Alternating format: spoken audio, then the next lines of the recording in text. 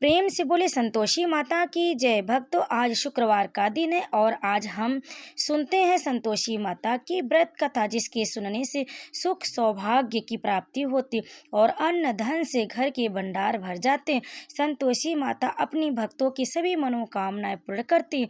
जो सच्ची श्रद्धा और भक्ति के साथ इस व्रत कथा का अंत तक श्रवण करते हैं, उस पर माँ संतोषी की कृपा बनी रहती है और उसकी सभी इच्छाएं माँ संतोषी माता पूर्ण करते। इसीलिए भक्तों, बहुत ही श्रद्धा और भक्ति के साथ, विश्वास के साथ आज आप इस व्रत कथा का अंत तक श्रवण करें और कमेंट में संतोषी माता की जय अवश्य लिखें और हमारे चैनल को सब्सक्राइब जरूर कर ले। तो भक्तों, आइए सुनते हैं संतोषी माता की पावन कथा। एक बुढ़िया थी, उसके 7 बेटे थे, 6 कमाने वाले थे, जबकि एक निकम्मा था। बुढ़िया 6 बेटों की रसोई बनाती, भोजन कराती और उनसे जो कुछ बचता जूठा 7वीं को दे देती थी। एक दिन वह पत्नी से बोला, देखो मेरी माँ का मुझ पर कितना प्रेम है। वह बोली, क्यों नहीं, सबका जूठा जो तुमको खिलाती है। वह बोला, ऐसा नहीं हो सकता है, मैं जब तक आंखों से न देख लूं मान नहीं सकता। बहू हंसकर बोली, देख लोगी तब तो मानोगी। कुछ दिन बाद त्योहार आया। घर में 7 प्रकार के भोजन और चूरमे के लड्डू बने। वह जांचने को सिर दुखने का बहाना कर पतला वस्त्र सिर पर ओढ़े रसोई घर में सो गया। वह कपड़े में से सब देखता रहा। 6 भाई भोजन करने आए। उसने देखा माँ ने उनके लिए सुंदर सुंदर आसन बिछाए, नाना प्रकार की रसोई परोसी और आग्रह करके उन्हें जमाया। वह देखता रहा। 6 भोजन करके उठे तब माँ ने उनकी जूठी थालियों में से लड्डुओं के टुकड़े उठाकर एक लड्डू बनाया। जूठन साफ कर बुढ़िया माँ ने उसे पुकारा, बेटा 6 भाई भोजन कर गए, अब तू ही बाकी है, उठ, तू कब भोजन खाएगा। वह कहने लगा, माँ मुझे भोजन नहीं करना, मैं अब परदेश जा रहा हूँ। माँ ने कहा, कल जाना हो तो आज ही चला जा। वह बोला, हाँ आज ही जा रहा हूँ। यह कहकर वह घर से निकल गया। चलते समय पत्नी की याद आई। वह गौशाला में कंडे थाप रही थी। वहां जाकर बोला, हम जामे परदेश को आवेंगे कुछ काल, तुम रहिए संतोष से धर्म आपनो पाल। जाओ पिया आनंद से, हम सोच हमारी हटाए, राम भरोसे हम रहे, ईश्वर तुम्हें सहाय। 2 निशानी आपन देख धरू में धीर, सुध मति हमारी बिसराइयो, रखियो मन गंभीर। वह बोला, मेरे पास तो कुछ नहीं, यह अंगूठी है, सो ले लो और अपने निशाने कुछ मुझे दे दो। वह बोली, मेरे पास क्या है, यह गोबर भरा हाथ है। यह कहकर उसकी पीठ पर गोबर के हाथ की थाप मार दी। वह चल दिया। चलते चलते दूर देश पहुंचा। वहां एक साहूकार की दुकान थी। वहां जाकर कहने लगा, भाई मुझे नौकरी पर रख लो। साहूकार को जरूरत थी। बोला, रह जा। लड़के ने पूछा, तनख्वाह क्या दोगे। साहूकार ने कहा, काम देख कर दाम मिलेंगे। साहूकार की नौकरी मिली। वह सुबह 7 बजे से 10 बजे तक नौकरी करने लगा। कुछ दिनों में दुकान का सारा लेन देन, हिसाब किताब, ग्राहकों को माल बेचना, सारा काम करने लगा। साहूकार के 7-8 नौकर थे, वे सब चक्कर खाने लगे। यह तो बहुत होशियार बन गया। सेठ ने भी काम देखा और 3 महीने में ही उसे आधे मुनाफे का हिस्सेदार बना लिया। वह कुछ वर्ष में नामी सेठ बन गया और मालिक सारा कारोबार उस पर छोड़कर चला गया।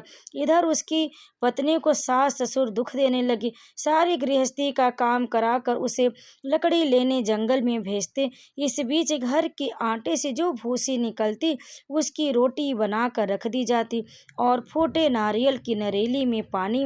एक दिन वह लकड़ी लेने जा रही थी तो रास्ते में बहुत सी स्त्रियां संतोषी माता का व्रत करती दिखाई दी। वह वहां खड़ी होकर कथा सुनने लगी और पूछी, बहनों तुम किस देवता का व्रत करती और उसके करने से क्या फल मिलता है?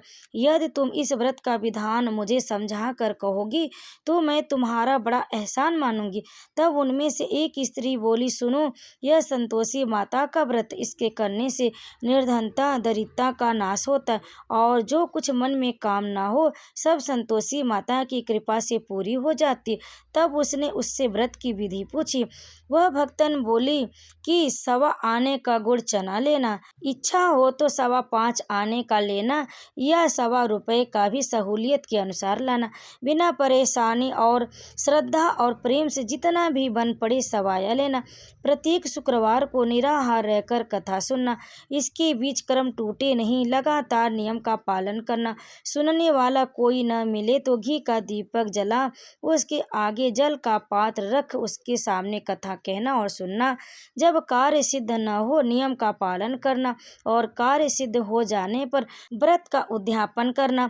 3 मास में माता पूरा फल प्रदान करती हैं। यदि किसी के खोटे ग्रह भी हो तो माता वर्ष भर में कार्य सिद्ध करती हैं।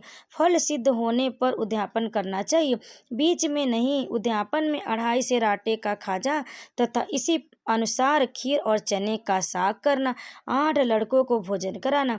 जहाँ तक मिले देवर जेठ भाई बंधु के हों, न मिले तो रिश्तेदारों और पास पड़ोसियों को बुलाना, उन्हें भोजन करा यथाशक्ति दक्षिणा दे। माता का नियम पूरा करना। उस दिन घर में खटाई न खाना। यह सुन बुढ़िया के लड़के की बहू चल दी। व्रत का प्रण करना और माँ संतोषी का दर्शन देना। रास्ते में लकड़ी के बोझ को बेच दिया और उन पैसों से गुड़ चना ले माता के व्रत की तैयारी कर आगे चली और सामने देखकर मंदिर देखकर पूछने लगी, यह मंदिर किसका है? सब कहने लगे, संतोषी माता का मंदिर है। यह सुनकर माता के मंदिर में जाकर चरणों में लौटने लगी। दीन हो विनती करने लगी, माँ मैं निपट अज्ञानी हूँ, व्रत के नियम कुछ भी नहीं जानती, मैं दुखी हूँ। हे माता जगत जननी मेरा दुख दूर कर, मैं तेरी शरण में हूँ। माता को दया आई। एक शुक्रवार बीता कि दूसरे को उसके पति का पत्र आया और तीसरे शुक्रवार को उसका भेजा हुआ पैसा आ पहुंचा। यह देख जेठ जेठानी मुंह सिकोड़ने लगे। लड़के ताने देने लगे। काकी के पास पत्र आने लगा, रुपया आने लगा, अब तो काकी की खातिर बढ़ेगी। बेचारी सरलता से कहती, भैया कागज आवे रुपया आवे तो हम सबके लिए अच्छा है। ऐसा कहकर आंखों में आंसू भरकर संतोषी माता के मंदिर में जा मातेश्वरी के चरणों में गिर कर रोने लगी। माँ मैंने तुमसे पैसा कम मांगा, मुझे पैसे से क्या काम है, मुझे तो अपने सुहाग से काम है, मैं तो अपने स्वामी के दर्शन मांगती हूँ। तब माता ने प्रसन्न होकर कहा, जा बेटी तेरा स्वामी आएगा। यह सुनकर खुशी से बावली होकर घर में जाकर काम करने लगी। अब संतोषी माँ विचार करने लगी, इस भोली पुत्री को मैंने कह तो दिया कि तेरा पति आएगा, लेकिन कैसे, वह तो इसे स्वप्न में भी याद नहीं करता, उसे याद दिलाने तो मुझे ही जाना पड़ेगा। इस तरह माता जी ने उस बुढ़िया के बेटे के पास जा स्वप्न में प्रकट हो कहने लगी, साहूकार के बेटे सो रहा है या जागता है? वह कहने लगा, माता सोता भी नहीं जागता भी नहीं हूँ, कहो क्या आज्ञा है? माँ कहने लगी, तेरी घर बार कुछ है या नहीं? वह बोला, मेरे पास सब कुछ है, माँ बाप है, बहू है, क्या कमी है? माँ बोली, भोले पुत्र तेरी बहू घोर कष्ट उठा रही है, तेरे माँ बाप उसे परेशानी दे रहे, वह तेरे लिए तरस रही है, तू उसकी सुध ले। वह बोला, हाँ माता जी यह तो मालूम है, परंतु जाऊं तो कैसे? परदेश की बात है, लेन देन का कोई हिसाब नहीं, कोई जाने का रास्ता नहीं नजर आता, कैसे चला जाऊं? माँ कहने लगी, मेरी बात मान, सवेरे नहा धोकर संतोषी माता का नाम ले, घी का दीपक जला दंडवत कर दुकान पर जा बैठना। देखते देखते सारा लेन देन चुक जाएगा, जमा का माल बिक जाएगा, साँझ होते होते धन का भारी ढेर लग जाएगा। अब बूढ़े की बात मानकर वह नहा धोकर संतोषी माता को दंडवत घी का दीपक जला दुकान पर जा बैठा। थोड़ी देर में देने वाले रुपया लाने लगे, लेने वाले हिसाब लेने लगे। कोठे में भरे सामान के खरीदार नगद दाम दे सौदा करने लगे। शाम तक धन का भारी ढेर लग गया। मन में माता का नाम ले चमत्कार देख प्रसन्न हो घर ले जाने के वास्ते गहना कपड़ा सामान खरीदने लगा। यहाँ काम से निपट तुरंत घर को रवाना हुआ। उधर उसकी पत्नी जंगल में लकड़ी लेने जाती, लौटते वक्त माता जी के मंदिर में विश्राम करती। वह तो उसके प्रतिदिन रुकने का स्थान जो ठहरा। धूल धूल उड़ती देख वह माता से पूछती, हे माता यह धूल कैसे उड़ रही? माता कहती, हे पुत्री तेरा पति आ रहा है, अब तू ऐसा कर लकड़ियों के 3 बोझ बना ले, एक नदी के किनारे पर रख, दूसरा मेरे मंदिर पर, वह तीसरा अपने सिर पर रख। तेरे पति को लकड़ियों का गट्ठर देखकर मोह पैदा होगा, वह यहाँ रुकेगा, नाश्ता पानी खाकर माँ से मिलने जाएगा, तब तू लकड़ियों का बोझ उठाकर जाना और चौक में गट्ठर डालकर जोर से आवाज़ लगाना। लो सासू जी लकड़ियों का गट्ठर लो, भूसी की रोटी दो, नारियल के खोपड़े में पानी दो, आज मेहमान कौन आया। माता जी से बहुत अच्छा कहकर वह प्रसन्न मन से लकड़ियों के 3 गट्ठर बनाई, एक नदी के किनारे पर और एक माता जी के मंदिर पर रखा। इतने में मुसाफिर आ पहुंचा। सूखी लकड़ी देख उसकी इच्छा उत्पन्न हुई कि हम यहीं पर विश्राम करें और भोजन बनाकर खा पी कर गाँव जाए। इसी तरह रुककर भोजन बना विश्राम करके गाँव को गई, सबसे प्रेम से मिली। उसी समय सिर पर लकड़ी का गट्ठर लिए वह उतावली सी आती, लकड़ियों का भारी बोझ आंगन में डालकर जोर से 3 आवाजें देती है, लो सासू जी लकड़ियों का गट्ठर लो, भूसी की रोटी दो, आज मेहमान कौन आया।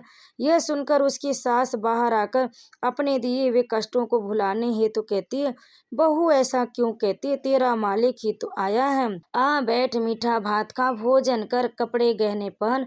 उसकी आवाज़ सुन उसका पति बाहर आता है, अंगूठी देख व्याकुल हो जाता है। माँ से पूछता, माँ यह कौन है। माँ बोली, बेटा यह तेरी बहू है, जब से तू गया है तब से सारे गाँव में भटकती फिरती है, घर का काम काज कुछ नहीं करती, 4 पहर आकर खा जाती। वह बोला, ठीक है माँ, मैंने इसे भी देखा और तुम्हें भी, अब दूसरे घर की ताली दो, उसमें रहूँगा। माँ बोली, ठीक है तेरी जैसी मर्जी। तब वह दूसरे मकान की तीसरी मंजिल का कमरा खोला, सारा सामान जमाया, एक दिन में राजा के महल जैसा ठाट बाट बन गया। अब क्या था, बहू सुख भोगने लगी। इतने में शुक्रवार आया।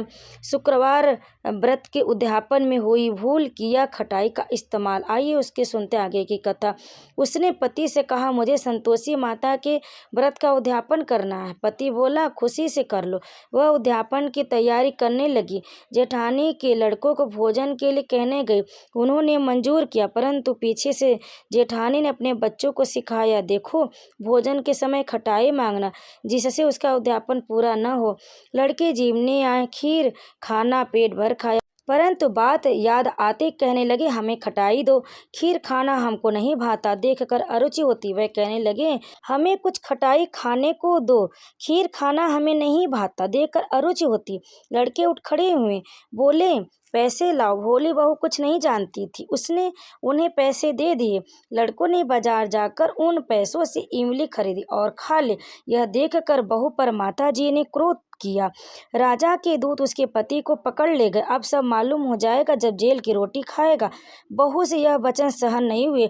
वह संतोषी माता के मंदिर में गई और कहने लगी, माता तुमने यह क्या किया, हंसाकर क्यों रुलाने लगी। माता बोली, पुत्री तूने मेरा व्रत भंग किया, इतनी जल्दी सब बातें भुला दी। वह बोली, माता भूली तो नहीं, उन्हें कुछ अपराध किया, मुझे तो लड़कों ने भूल में डाल दिया है, मुझे क्षमा करो माँ। माँ बोली, ऐसी भूल भी कहीं होती है। वह बोली, अब कोई भूल नहीं होगी, अब बताओ मेरे पति कैसे आएंगे। माँ बोली, पुत्री जा, तेरा पति तुझे रास्ते में ही आता मिलेगा। वह मंदिर से निकलकर बाहर आई तो रास्ते में उसे अपना पति आता हुआ मिला। उसने पूछा, कहाँ गए थे। वह बोला, इतना धन जो कमाया था उसका कर राजा ने मांगा था, वह भरने गया था। वह प्रसन्न होकर बोली, भला हुआ, अब घर चलो।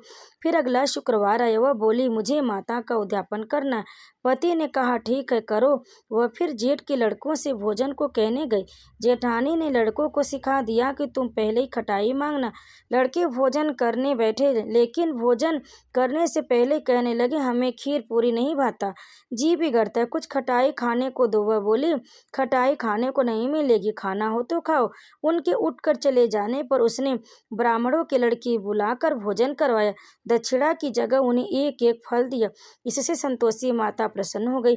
माता की कृपा से 9 माह बाद उसको चंद्रमा के समान एक सुंदर पुत्र प्राप्त हुआ। पुत्र को लेकर वह प्रतिदिन संतोषी माता के मंदिर में जाने लगी। माँ ने सोचा कि यह रोज आती, आज क्यों न मैं भी इसके घर चलूं, इसका आसरा देखूं तो सही। यह विचार कर माता ने भयानक रूप बनाया।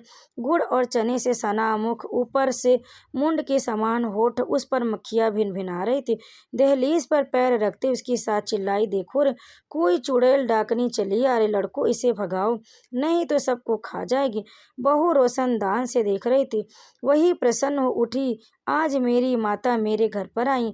यह कहकर दूध पीते बच्चों को गोद से उतार दिया। इस पर उसको सास क्रोध में भरकर बोली, अरे रान, इसे देखकर कैसी उतावली हुई जो बच्चे को पटक दी। इतने में माँ के प्रताप से जहाँ देखो वहाँ लड़के लड़के नजर आने लगे।